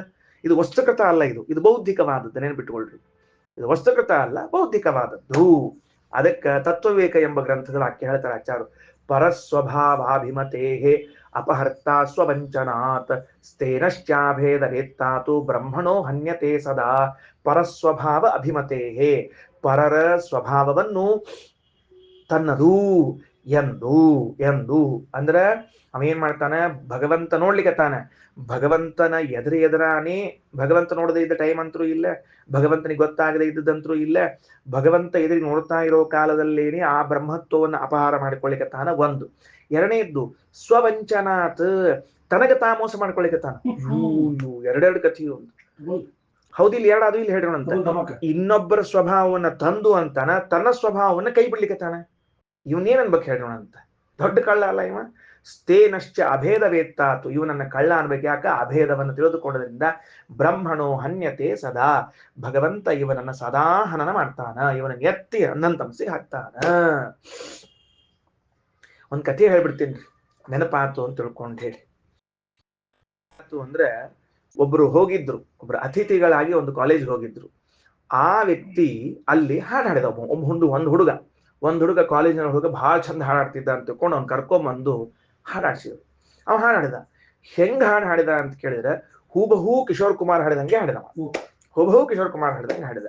ಜನ ಎಲ್ಲ ಅವ್ನ ಏನ್ ಕರ್ಲಿಕ್ಕೆ ಶುರು ಮಾಡಿದ್ರು ಅಂದ್ರೆ, ಜೂನಿಯರ್ ಕಿಶೋರ್ ಕುಮಾರ್ ಅಂತ ಕೂಗ್ಲಿಕ್ಕೆ ಶುರು ಮಾಡಿದ್ರು. ಸಹಜ ನೋಡ್ರಿ, ಹಿಂಗೆಲ್ಲ ಲೋಕದಲ್ಲಿ ಗೊತ್ತಾಗ್ತದೆ. ಒಂದು ಕಾಲೇಜಿನ ವಾರ್ಷಿಕೋತ್ಸವದ ಕಾರ್ಯಕ್ರಮದಲ್ಲಿ ಒಬ್ಬ ಅತಿಥಿಗಳಾಗಿ ಹೋದ ವಿವೇಕಿಗಳು ಅವ ಹಾಡು ಹಾಡೋದನ್ನ ಕೇಳಿದಾಗ ಜನ ಎಲ್ಲ ಅವನ ಹಾಡು ಕೇಳಿದ ಮೇಲೆ ಜೂನಿಯರ್ ಕಿಶೋರ್ ಕುಮಾರ್ ಅಂತ ಎಲ್ಲ ಹೇಳಿದ್ರು. ಮುಗಿದು ಇಳಿಯುವಾಗ ಅವ್ನು ಕರೆದ ಹೇರಂತಿಲ್, ಬಾ ಇಲ್ಲಿ, ಏನು ಹಾಡು ಚಲೋ ಹಾಡಿದೆ, ಎಲ್ಲ ಬರೋಬ್ಬರಿ, ಆದ್ರೆ ಏನು ಪರಿಸ್ಥಿತಿ ಅದನೆಂದು ಗೊತ್ತೇನು? ಜನ್ಮದುದ್ದಕ್ಕೂ ನೀನು ನಿನ್ನತನವನ್ನ ಕಳೆದುಕೊಂಡು ಜೂನಿಯರ್ ಕಿಶೋರ್ ಕುಮಾರ್ ಅಂತ ಪ್ರಸಿದ್ಧನಾಗ್ತೀಯ ಹೊರತಾಗಿ ನಿನ್ನ ಐಡೆಂಟಿಟಿ ಏನು ಅಂತ ಕೇಳಿದ್ರಂತೆ. What is your identity? ನಿನ್ನ ಐಡೆಂಟಿಟಿ ಅದ ಇಲ್ವೇ ಇಲ್ಲ. ಯಾರೇ ನಿನ್ ಮಾತಾಡೋ ಕಾಲಕ್ಕೂ ಹೇ ಜೂನಿಯರ್ ಕಿಶೋರ್ ಕುಮಾರ್ ಅಂತಾರೆ. ನಿನ್ನ ಹೆಸರು, ನಿಮ್ಮ ಅಪ್ಪ ಅಮ್ಮ ಕೊಟ್ಟ ಹೆಸರು, ನಿನ್ನ ಪರಿಶ್ರಮ, ನೀ ಇಷ್ಟ ಹಾಡು ಹಾಡಿದ ಖರೆ, ಒಂದು ತಾಸುಗಟ್ಲೆ ರಾಗಾಲಾಪ ಮಾಡಿದ ಖರೆ, ನಿನ್ನ ಶ್ರಮ ಹಾಕಿದ ಖರೆ, ಆದ್ರೆ ಯಾರ ಹೆಸರಲ್ಲಿ ಪ್ರಸಿದ್ಧ ಆಗ್ಲಿಗತಿ? ನೀನು ಅವನ ಹೆಸರಲ್ಲಿ ಪ್ರಸಿದ್ಧ ಆಗ್ಲಿಗತಿ. ಏನಾದ್ರೂ ಅರ್ಥ ಇದೆಯಾ ಇದಕ್ಕ? ಇದು ಏನ್ ಗೊತ್ತಾ? ಸ್ವವಂಚನೆ.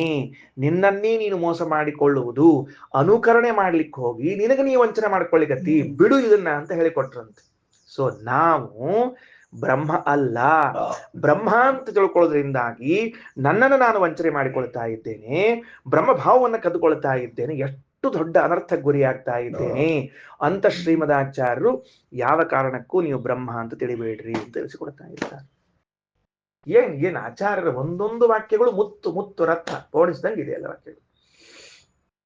ಮತ್ತ ಇನ್ನೊಂದು ದೃಷ್ಟಾಂತ, ಇಲ್ಲೊಂದು ಜಿಜ್ಞಾಸುಗಳಲ್ಲಿ ಪ್ರಶ್ನೆ ಬಂದದ. ಭಗವಂತನೊಬ್ಬನೇ ಪೂರ್ಣವಾದ ಜ್ಞಾನ ಉಳ್ಳವನಾದದ್ದರಿಂದ ಅವನು ದುಃಖಿಯೂ ಆಗಲಾರ, ಅವನು ಅಜ್ಞಾನಿಯೂ ಆಗಲಾರ, ಅವನು ಅಧಾರ್ಮಿಕನೂ ಆಗಲಾರ. ನಾವು ಪೂರ್ಣಜ್ಞಾನಿಗಳಲ್ಲದೇ ಇದ್ದದರಿಂದಾಗಿ ಅಧಾರ್ಮಿಕರಾಗುತ್ತೇವೆ, ಅದರಿಂದ ಜನ್ಯವಾದ ಪಾಪ ಉಳ್ಳವರಾಗುತ್ತೇವೆ, ಅದರಿಂದ ಜನ್ಯವಾದ ದುಃಖ ಉಳ್ಳವರಾಗುತ್ತೇವೆ. ಈ ವೈಷಮ್ಯವನ್ನ ಅಥವಾ ಇದನ್ನು ನಾವು ಹೆಂಗೆ ಪರಿಹರಿಸಿಕೊಳ್ಬೇಕು, ತಿದ್ದಿಕೊಳ್ಬೇಕು ಅನ್ನುವಂತಹ ಒಂದು ಪ್ರಶ್ನೆ ಬಂದಿದೆ. ಈಗ ಪ್ರಾಸಂಗಿಕವಾಗಿ ಒಂದು ಪ್ರಶ್ನೆ ಉದ್ಭೂತವಾಗಿದೆ. ಇದಕ್ಕೆ ಯಾರಾದ್ರೂ ಆನ್ಸರೇಬಲ್? ಮೊದಲನೇ ಇದ್ದು ಏನು ಅಂದ್ರೆ, ಭಗವಂತನು ಪೂರ್ಣಜ್ಞಾನ ಉಳ್ಳವನಾದದ್ದರಿಂದ ಅವನಿಗೆ ಸರಿ ತಪ್ಪುಗಳ ವಿಂಗಡಣೆ ಗೊತ್ತಿದೆ. ಇದು ಮಾಡಬಾರದು, ಇದು ಮಾಡಬೇಕು ಅಂತ ಗೊತ್ತದೆ. ಹಾಗಾಗಿ ಅವನಿಗೆ ಅಧರ್ಮ ಇಲ್ಲ, ಅಧರ್ಮ ಇಲ್ಲದೆ ಇದರಿಂದ ದುಃಖಾದಿಗಳಿಲ್ಲ. ಹಾಗಾಗಿ ಅದುಃಖಿತ್ವ ಭಗವಂತನ ಲಕ್ಷಣ ಆಯಿತು. ನಮಗ ಪೂರ್ಣಜ್ಞಾನವಿಲ್ಲದೆ ಹೋದ್ರಿಂದಾಗಿ ನಮ್ಮಿಂದ ತಪ್ಪುಗಳು ಆಗುತ್ತವೆ, ಅದರಿಂದ ದುಃಖಗಳಾಗುತ್ತವೆ. ಇದನ್ನು ತಿದ್ದುಪಡಿಸೋದು ಹೇಗೆ ಅಂತ ಕೇಳಿದ್ದಕ್ಕೆ ಮೊದಲನೇದ್ದು ನಾನು ತಿಳ್ಕೊಂಡದ್ದು, ನನಗೆ ದುಃಖ ಆದಾಗ ನಾನು ಈ ಅಧರ್ಮವನ್ನ ಮಾಡಿದ್ದಕ್ಕಾಗಿ ನನಗೆ ಈ ದುಃಖವಾಗಿದೆ ಅಂತನ್ನುವ ಕಾರ್ಯಕಾರಣ ಭಾವವನ್ನು ಹೇಳಲಿಕ್ಕೆ ಅಧಿಕಾರ ಕೊಟ್ಟವರು ಯಾರು? ಫಸ್ಟ್ ಪ್ರಶ್ನೆ ನನ್ನದು. ನಾನು ಇಂತಹ ತಪ್ಪು ಮಾಡಿದ್ದೇನೆ, ಅದಕ್ಕೆ ನನಗೆ ಇಂತಹ ಶಿಕ್ಷೆಯಾಗಿದೆ. ಕಾರ್ಯಕಾರಣ ಭಾವ ಹೇಗೆ ಸಿದ್ಧ ಆಯಿತು? ಈಗ ಒಂದು ಉದಾಹರಣೆ ಹೇಳ್ತೀನಿ ಅಂತ ಇಟ್ಕೊಳ್ರಿ. ಬದರಿ ಯಾತ್ರೆ ಮಾಡಿಕೊಂಡು ಬಂದ್ರಿ ಯಾರೋ ಒಬ್ರು. ಬದರಿ ಯಾತ್ರೆ ಮಾಡಿಕೊಂಡು ಬಂದವ್ರು ಮಾರನೇ ದಿವಸ ಆಕ್ಸಿಡೆಂಟ್ ಆಗಿ ಹಾಸ್ಪಿಟಲೈಸ್ ಆದ್ರು. ನಾ ಹೇಳಿದೆ, ಏನ್ ಬದರಿ ಯಾತ್ರೆ ಮಾಡ್ಕೊಂಡ್ ಬಂದ್ರಿ, ಆಕ್ಸಿಡೆಂಟ್ ಆಗಿ ಹಾಸ್ಪಿಟ್ಲೇ ಬಿದ್ರಿ ಅಂದ್ರೆ ಇವ ಅಂದದ್ದೇನದ ಅಂದ್ರೆ ಬದರಿ ಯಾತ್ರೆ ಮಾಡಿಕೊಂಡು ಬಂದದ್ದಕ್ಕೆ ಇವನಿಗೆ ಆಕ್ಸಿಡೆಂಟ್ ಆಯಿತು. ಕಾರ್ಯಕಾರಣ ಭಾವ. ಆನಂದ್ ಅವರು ಪ್ರಶ್ನೆ ಸ್ವಲ್ಪ ಉತ್ತರ ದೀರ್ಘ ಕೊಡ್ಲಿಕ್ಕೆ ಗಮನಿಸ್ಬೇಕು ಮಹೇಶಾಚಾರ್ಯ. ಅವನು ಇಂತಹ ಪುಣ್ಯ ಕಾರ್ಯ ಮಾಡಿದ್ದಕ್ಕೇನೆ ಇವನಿಗೆ ಆಕ್ಸಿಡೆಂಟ್ ಆಯಿತು. ಕಾರ್ಯಕಾರಣ ಭಾವ ಸರಿ ಇದೆಯೋ ತಪ್ಪಿದೆಯೋ? ಇಟ್ಸ್ ರಾಂಗ್, ತಪ್ಪು. ಯಾಕಂದ್ರೆ ನಾಸತೋ ವಿದ್ಯತೆ ಭಾವ ಎಂದು ಸತ್ಕಾರ್ಯಕ್ಕೆ ದುಷ್ಟ ಫಲವಾಗ್ಲಿ ಅಸತ್ಕಾರ್ಯಕ್ಕೆ ಸತ್ಫಲವಾಗ್ಲಿ ಇಲ್ಲ. ಹೌದಾ? ಅಂದ ಮೇಲೆ ನಮ್ಮಲ್ಲಿ ಒಂದು ಸಮಸ್ಯೆ ಆಯಿತು. ಏನು ಅಂತಂದ್ರೆ ಕಾರ್ಯಕಾರಣ ಭಾವವನ್ನ ಗುರುತಿಸುವುದರಲ್ಲಿ ತಪ್ಪಿದೆವು. First chance. ಎರಡನೇದು, ಇಫ್ ಕಾರ್ಯಕಾರಣ ಭಾವವನ್ನು ಸರಿಯಾಗಿ ಗುರುತಿಸಿದ್ದೀವಿ ಅಂತ ಇಟ್ಕೊಳ್ರಿ, ಗುರ್ತಿಕ್ ಸಾಧ್ಯ ಇಲ್ಲ, ಗುರುತಿಸಿದ್ದೀವಿ ಅಂತ ಇಟ್ಕೊಳ್ರಿ. ಅದಕ್ಕೆ ದೇವರೇನು ಉತ್ತರ ಕೊಟ್ಟಿದ್ದಾನೆ ಅಂದ್ರೆ ಅರ್ಜುನನಿಗೆ ಕೊಡುವ ಉತ್ತರವನ್ನು ಕೊಟ್ಟಿದ್ದಾನೆ. ಕರ್ಮಣಿ ಏವ ಅಧಿಕಾರ ಮಾಫಲೇಶು ಕದಾಚನ. ನಿನಗೇನ್ ಅಧಿಕಾರದ ನನಗ್ ಈ ಫಲ ಆಗ್ತದ, ಇದು ಇದ್ರ ಫಲ ಅಂತ ಹೇಳುವ ಅಧಿಕಾರ ನಿನಗೆ ಯಾರು ಕೊಟ್ಟಾರಪ್ಪ? ನಿನಗಿದನ್ನ ನೀ ಯಾಕೆ ಹಿಂಗ್ ತಿಳ್ಕೊಂಡಿ? ನಿನಗೆ ಏನ್ ಅಧಿಕಾರ ಕೊಟ್ಟದಂದ್ರೆ ಕರ್ಮ ಮಾಡುವುದಕ್ಕಷ್ಟೇ ಅಧಿಕಾರ ಕೊಟ್ಟದ. ಅಂದಮೇಲೆ ಫಲದಲ್ಲಿ ನಿನಗೆ ಅಧಿಕಾರವೇ ಇಲ್ಲ. ಆನಂದ್ ಅವರು ಎರಡನೇ ಪಾಯಿಂಟ್, ನನ್ನ ವತಿಯಿಂದ ಎರಡನೇ ಅಂಶ. ಮೊದಲನೇದ್ದು, ನಾನು ಈ ಅಧರ್ಮ ಮಾಡಿದ್ದಕ್ಕೆ ಈ ಫಲವಾಗಿದೆ ಅಂತ ಕಾರ್ಯಕಾರಣ ಭಾವವನ್ನ ಹೇಳಿಕ್ ಬರುವುದಿಲ್ಲ.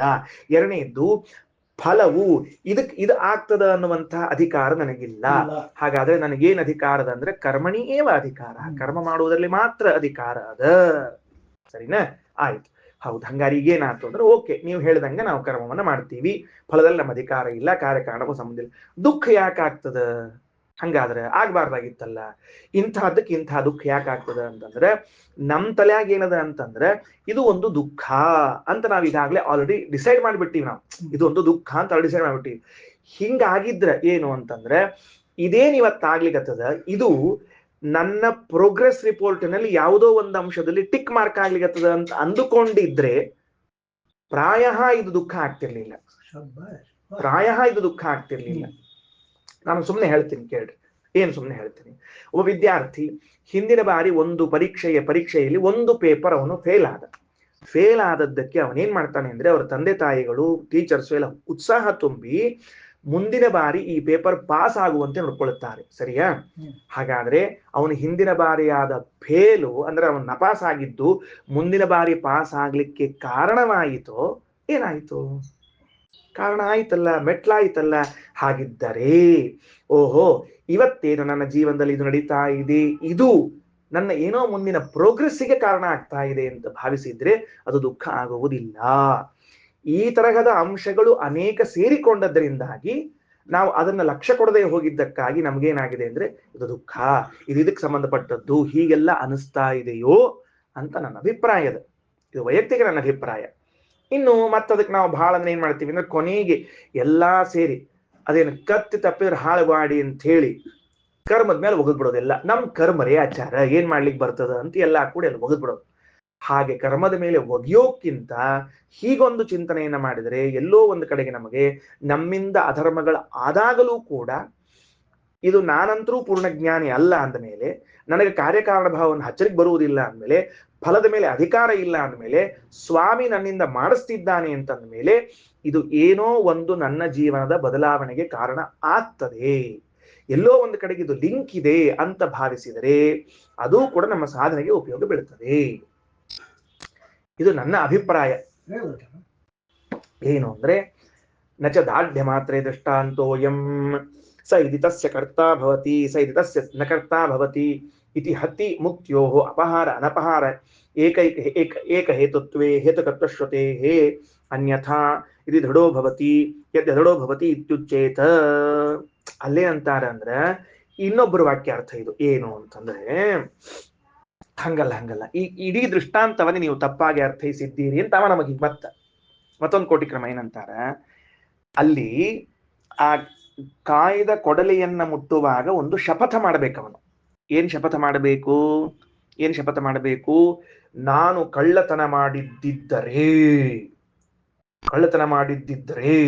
ಇದು ನನ್ನನ್ನು ಸುಡಲಿ, ನಾನು ಕಳ್ಳತನ ಮಾಡಿದ್ದಿಲ್ಲ ಅಂತಾದ್ರೆ ಇದು ನನ್ನ ಸುಡುವುದಿಲ್ಲ ಅಂತ ಶಪಥ ಪೂರ್ವಕವಾಗಿ ಮುಟ್ಟಬೇಕು. ಈ ಶಪಥ ಅಂತ ಅನ್ನೋದು ಏನ್ ತಿಳಿಸ್ತದ ಅಂದ್ರೆ ದಾರ್ಢ್ಯವನ್ನ ತಿಳಿಸ್ತದ. ನೋಡ್ರಿ, ಆ ಯಾವುದೋ ಒಂದು ಸಣ್ಣ ವಾಕ್ಯದಲ್ಲಿ ಹೊಸ ಅರ್ಥವನ್ನು ಹುಡುಕ್ಲಿಕ್ಕೆ ಹೋಗ್ತಾನವ. ಶಪಥ ಪೂರ್ವಕ ನೀ ಕಳ್ಳತನ ಮಾಡಿ ಏನೋ, ಇಲ್ರಿ ಸರ್ ಪ್ರತಿಜ್ಞೆ ಮಾಡ, ಮುಟ್ಟದನ್ ಹೇಳ, ಆಣಿ ಮಾಡಿ ಮುಟ್ ಅಂತಾರ. ಆಣಿ ಮಾಡಿ ಮುಟ್ಟು, ಆಣಿ ಅನ್ನೋದು, ಶಪಥ ಅಂತ ಅನ್ನೋದು, ಪ್ರತಿಜ್ಞೆ ಅಂತ ಅನ್ನೋದು ದಾರ್ಢ್ಯವನ್ನ ಹೇಳ್ತದ. ಈಗ ನೋಡ್ರಿ, ರಾಮಚಂದ್ರ ವನವಾಸಕ್ಕೆ ಹೋದ ಮೇಲೆ ಭರತ ಏನ್ ಮಾಡಿದ ಅಂದ್ರೆ ಕರ್ಕೊಂಬರ್ಲಿಕ್ಕೆ ಬರ್ಲಿಲ್ಲ. ಬರದೇ ಇದ್ದಾಗ ಏನ್ ಮಾಡಿದ ಅಂದ್ರೆ, ರಾಮಚಂದ್ರ ನೀ 14 ವರ್ಷ ವನವಾಸ ಮುಗಿಸ್ಕೊಂಡ್ಮೇಲೆ ನೀನು ಮನಿ ಹಸ್ತಿನಾಪುರ ಅಯೋಧ್ಯಕ್ಕೆ ಬರಬೇಕು. ಒಂದು ವೇಳೆ ನೀ ಬರದೇ ಹೋದ್ರೆ ನಾ ಪ್ರತಿಜ್ಞಾ ಮಾಡ್ತೀನಿ, ಏನಂತಂದ್ರ ಅಗ್ನಿ ಒಳಗೆ ಪ್ರವೇಶ ಮಾಡ್ಬಿಡ್ತೀನಿ, ಪ್ರತಿಜ್ಞಾ ಮಾಡ್ತೀನಿ ಅಂದ. ಆ ಅಗ್ನಿ ಪ್ರವೇಶ ಅಂತ ಅನ್ನೋದು ಏನ್ ತಿಳಿಸ್ಲಿಕ್ಕತ್ತದ ಅಂದ್ರೆ, ನೀನು ಬರದೇ ಹೋದಲ್ಲಿ ನಾನು ಸಾಯುವುದು ನಿಶ್ಚಿತ ಅಂತ ಅನ್ನುವ ದಾರ್ಢ್ಯವನ್ನ ಹೇಳಿಕತ್ತದ. ಹೌದಾ ಇಲ್ಲ? ದಾರ್ಢ್ಯವನ್ನ ಹೇಳಿಕತ್ತದ. ಏನದು ಉಚ್ಛ್ರಿತ ಬಾಹುಯುಗಂ ನ ಹರೇ ಪರಮೋ ನ ಹರೇ ಸದೃಶಃ ಪರಮಸ್ಸತು ಸರ್ವಚಿದಾತ್ಮಗಣಾತ್. ಉಚ್ಛ್ರಿತ ಬಾಹುಯುಗಂ, ಶ್ರೀಮದಾಚಾರ್ಯ ಅಂತಾರ, ನಾ ಎರಡೂ ಕೈ ಎತ್ತಿ ಪ್ರತಿಜ್ಞಾ ಮಾಡ್ತೀನಿ, ದೇವರಿಗೆ ಸಮಾನನಾದವ್ರು ಮತ್ತೊಬ್ಬರು ಇಲ್ಲ ಅಂತ ತಿಳಿದುಕೊಂಡು. ಇವೆಲ್ಲ ಈ ಪ್ರತಿಜ್ಞೆಗಳೆಲ್ಲ ಏನ್ ತಿಳಿಸ್ತಾವ ಅಂದ್ರ ದಾರ್ಢ್ಯವನ್ನ ತಿಳಿಸ್ತಾವ. ಇದು ಲೋಕದಲ್ಲೂ ಅದ. ಆ ಅದ್ವೈತ ದರ್ಶನದಲ್ಲಿ ಒಂದು ಭಾಗದಲ್ಲಿ ಅವರೇನಂತಾರ ಅಂದ್ರೆ, ನಾನು ಕಳ್ಳತನ ಮಾಡಿಲ್ಲ ಎಂಬುವ ಪ್ರತಿಜ್ಞೆಯನ್ನ ಮಾಡ್ತಾನೆ, ನಾನು ಕಳ್ಳತನ ಮಾಡಿದ್ದೇನೆ. ಆ ಪ್ರತಿಜ್ಞೆಯ ಮೇಲೆ ದಾರ್ಢ್ಯ ಅದಾರ್ಢ್ಯದ ಮೇಲೆ ನಿಂತ್ಕೊಂಡದ ಇಡೀ ಟೋಟಲ್ ಆದದ್ದು ಅಂತಂತಾನವ. ಅದಕ್ಕೆ ಶ್ರೀಮದಾಚಾರ್ಯ ಅಂತಾರ, ಈ ದಾರ್ಢ್ಯ ಮಾತ್ರದಲ್ಲಿ ಇದು ದೃಷ್ಟಾಂತ ಅಲ್ಲ. ಏನ ದಾರ್ಢ್ಯ ಏನು, ಅಲ್ಲಿ ದೃಷ್ಟಾಂತ ಅಲ್ಲ ಏನು ಎಂಬುದನ್ನ ಮತ್ತೆ ಸಾಯಂಕಾಲ ಪಾಠದಲ್ಲಿ ತಿಳ್ಕೋಣ ಅಂತ. ಶ್ರೀಕೃಷ್ಣ ಅರ್ಪಣಮಸ್ತು.